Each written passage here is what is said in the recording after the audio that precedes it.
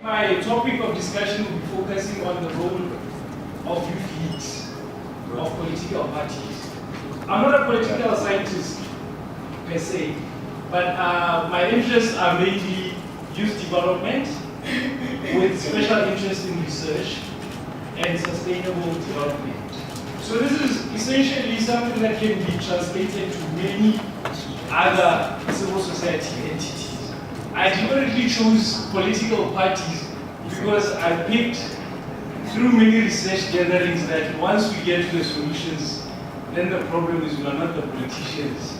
We've given them recommendations that are not applying. So that's why I thought maybe we should talk to the relevant authorities that we consider as policymakers. So this is the structure of the presentation. I will start with the dedication, and then we'll have reflective questions of why the necessity of this paper, and then it will look at the conceptual framework that informed this paper as well as the theoretical framework. It will also look at the state of youth. Then we'll try and interrogate youth leagues, what their changes are, and what are the necessary transformations. Now, in getting to the necessary transformations, we also look at the founding background of one of the, probably one of the most popular, I don't know if effective is the word, but I know it's very popular, which is EFF. And then obviously we'll have our conclusion and recommendation. Now, we need to, I tried to avoid this, but I think it's important for us to pay tribute, because as we look at participation of political party youth wings in Botswana at the moment, Omar was one of the people that contributed significantly to the number of young people that we have taking part in politics. Now we look at the reflective questions that informed or necessitated this paper to be written. We looked at what is the role of youth leagues. Are they important in youth development? Are they serving the intended roles? What is the difference between youth leagues and youth wings? And are they serving effectively, like already mentioned? And what can be done for them to inform or to serve effectively? Background, as I already said, as we look at where we are currently, from a youth development point of view of informing policy, a sustainable development informs us obviously that we cannot go far unless we have ultimate inclusion or social inclusion that is necessary. So I picked deliberately youth wings, like I was saying, but it's a general statement, or it's a general paper that can be used in different NGOs or civil society entities. These are the three concepts that informed the paper. We looked at the Hart's ladder of participation, we looked at sustainable development model, and we looked at the survival of the fittest theory. In order for us to be able to say we have policies, whether economic or otherwise, that are effectively being used in our country, Hart's in 1992 developed this ladder of participation, which tries to show us the different levels of youth participation that can be effective, and if possible, bear the intended results. We also looked at the sustainable development model, which was popularized by the 1992 Rio de Janeiro conference. Of course, we then pay close attention to the issue of social inclusion, but not necessarily all the three aspects of the triple bottom line. Then we also look at the survival of the fittest theory. Now, why we take a look at the survival of the fittest theory is to say, as we get into these economic crossroads, it is clear that the fittest will survive and the weakest will perish one way or the other, or be disadvantaged for a better term. So we then look at the fact that what is the state of the youth? Because the hypothesis is they are one of the most marginalized and disadvantaged group that is likely to perish as we get to the economic crossroads. Obviously, I think this has been documented in many forums, and it is an open information to all of us. Poverty, high unemployment has already been captured, and access to leadership development and participation in various structures, which is a key problem. And then you look at the challenges that are economic challenges that are particularly facing the youth and the society at large, but because of the population size, you would assume that they'll be one of the people that are at the forefront in advancing or informing this policy, especially at policy making levels. Unfortunately, it's not. The willing buyer-seller-led system, the democratic system that we've been using or that we're using, the lack therefore of e-voting, low voter registration, curriculum that is considered irrelevant as per TEC's report to the market. It's a mismatch, as they put it. And then you also look at the issues of setting up investments and young people getting into various types of business, which are particularly challenging. Economic vulnerability. What we did, I just picked a few just to justify that. When we say the youth are one of the most marginal, not necessarily marginal, but the weakest sector or cohort of the society. At the time when we had the economic recession and other factors and other economic hardships going on, we saw a deliberate decrease in the special constable allowance among others, tertiary living allowances among others, national internship allowances among others, and some of the projects that were initially funded were no longer being funded at that time. Interestingly, at that time there was talk of a recession relief allowance that was going on in other sectors of the economy, which are probably much stronger compared to the youth cohort. Then we look at what are youth leagues and what are youth wings, just to have an appreciation of what they are and what they're intended to serve. They have existence since political consciousness, but what has happened is there has been a transition between youth leagues many years ago and youth leagues today.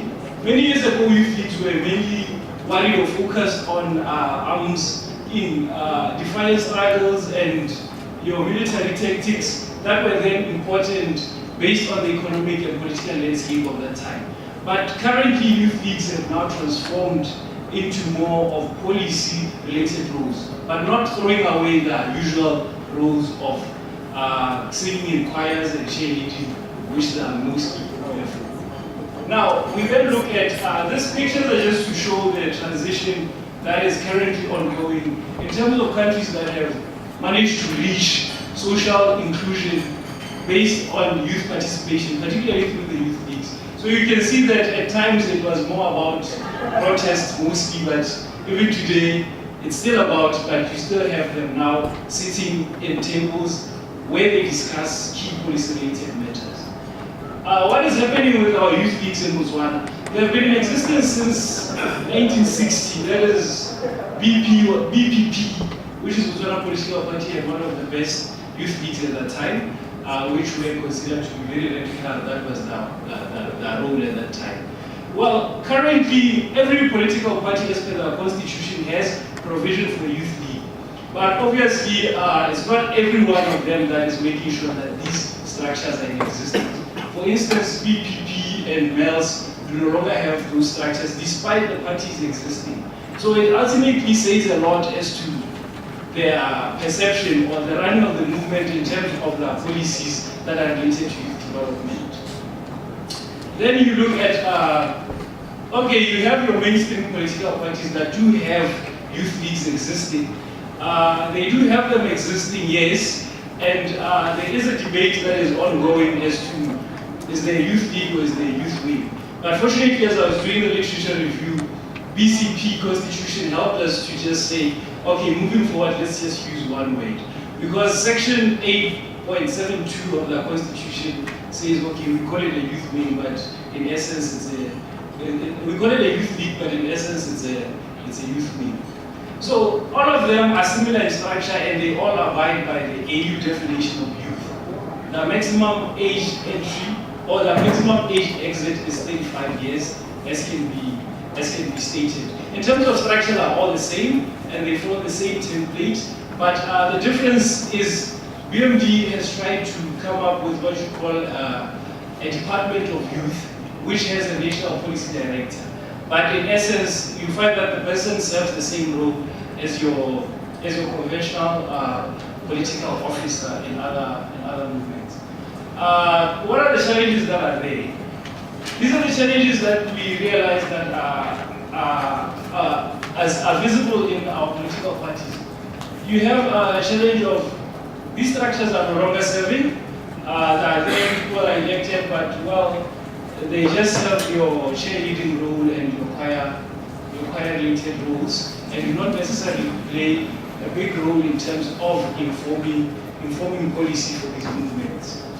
As you can see, the national conferences have not been held. Sometimes when they meet, they're illegal, and because the members are either not supposed to be sitting there or the number is not really making sense. They still continue to experience a lot of challenges. You have them playing roles which are now mother party, political party factions that are now being used as pawns to play those roles. But ultimately, you also have there is no clear distinction or identity of these structures. Here we use one of the cases that happened in 2003 where the BNF Youth League felt, in terms of them to be able to advance and deliberate better on policy, they felt it was better for them to invite Julius Malema at that time.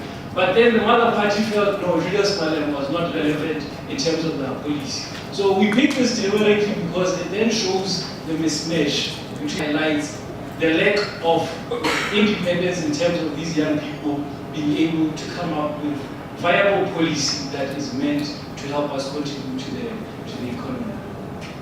Okay, financial vulnerability is one of the key issues where leaders are now not playing their policy roles, but they're just sitting there to push mandates and be paid through different forms of gifts, the jobs, the incentives, whatever you name it. So in essence, your policy role of these structures ends up not functioning.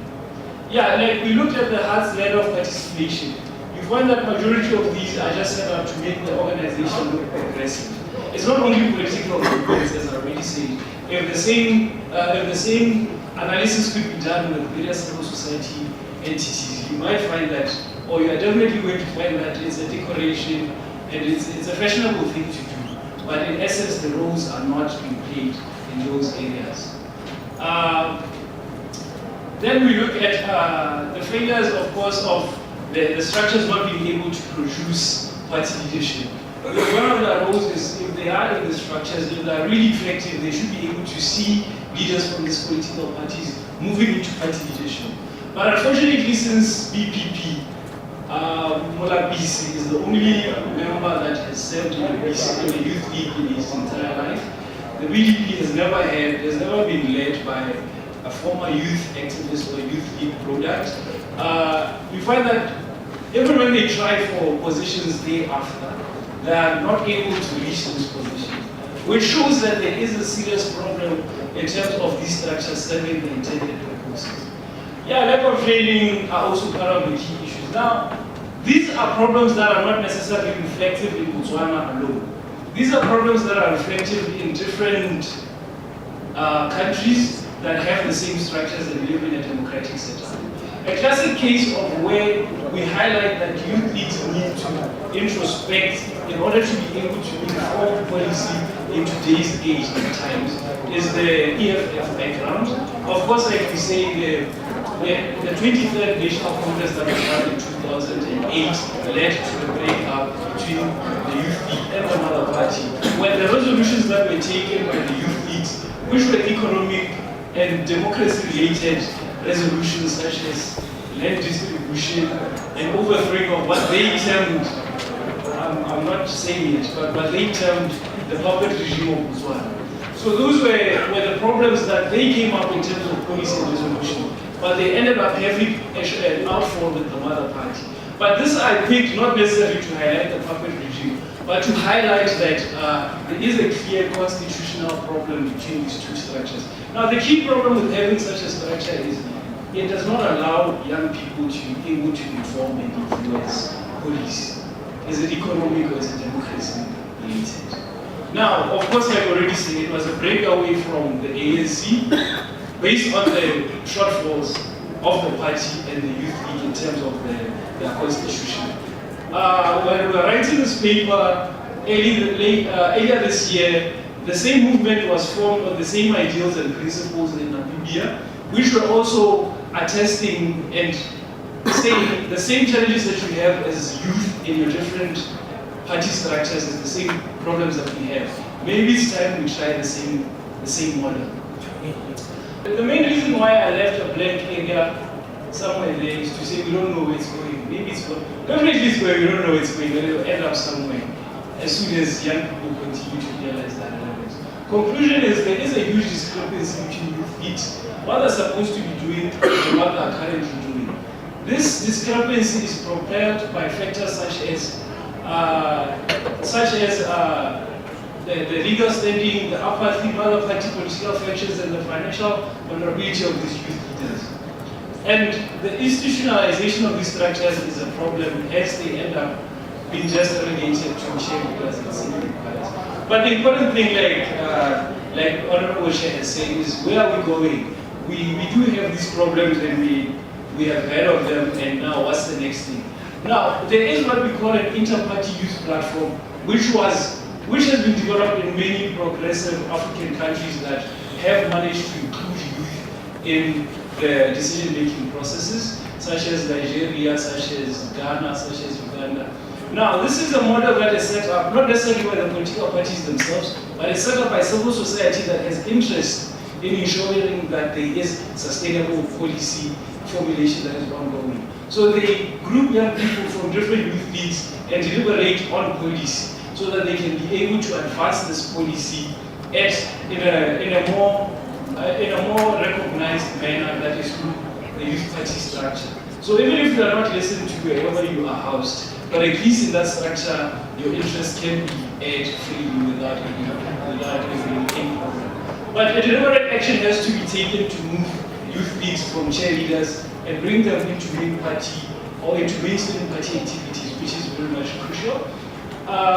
Succession plans should be developed so that we see where we're coming from and where we're going, so that in the process there is intensified training and development in these structures in terms of policy and otherwise. Financial stability is one of the biggest challenges that is there. Unless we have young people that are capacitated to be able to stand up for themselves and be able to come up with viable solutions, they always fall prey or fall victim of financial incentives that are meant to deceive them from their intended objective and goal as we need. Well, my recommendations in research are simply that we don't have any documentation. At least you can find Professor Siguru has written a lot on political parties in Botswana, which is very great. But we don't have enough information that is essentially talking about these things. Because I think it's the important starting point for them to be able to regroup and to re-strategize and to move forward in a more pronounced and effective manner. With that being said, I thank you very much.